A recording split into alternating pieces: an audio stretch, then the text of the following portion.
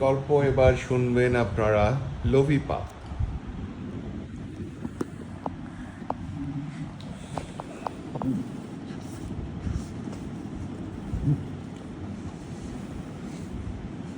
সাগরের তীর জুড়ে চিকচিক করছে বালু।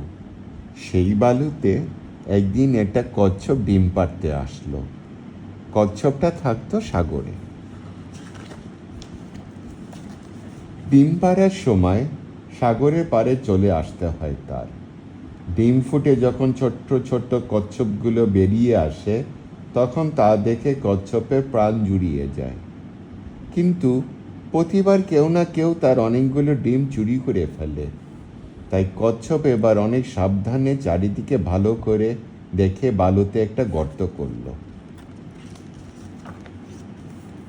গর্ত করার সময় রাতের বেলা সেই কচ্ছপটা 50টার মতো ডিম পারল।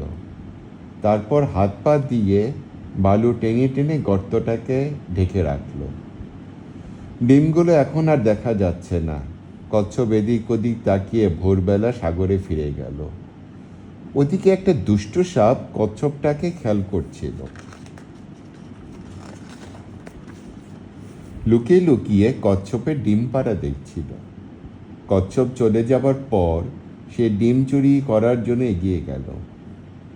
সাপটা তার মাথা আর লেজ দিয়ে বালু সরাতে লাগলো। আস্তে আস্তে করেই কচ্ছপের ডিমগুলো বের করা শুরু করলো। ডিমগুলো দেখে জীবের লোভ আর সামলে রাখা যায় না।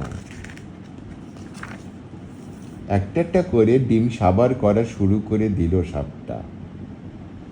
সাগরে গিয়ে কচ্ছপের মন মানছিল না। মায়ের মন বলে কথা। ডিমগুলোর জন্য তার চিন্তা হতে লাগলো। মনে হলো আগের বারের মতো হয়তো এবারও তার ডিমগুলো কেউ চুরি করে নিয়ে যাবে। অশান্ত মন নিয়ে কচ্ছপ আবার তার ডিমগুলো দেখার জন্য বালুর দিকে রওনা দিল। ওদিকে সাপ একটার পর একটা ডিম খেয়েই চলছে।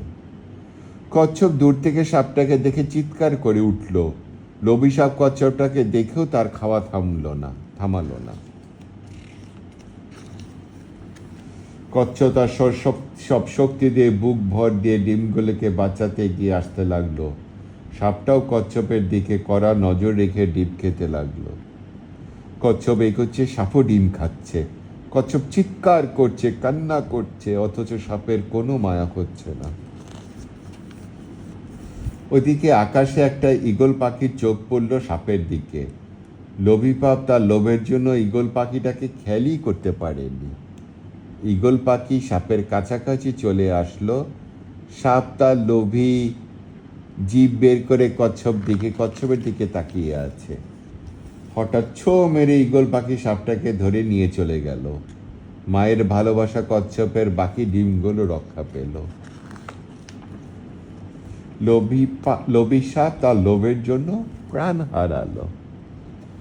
শেষ।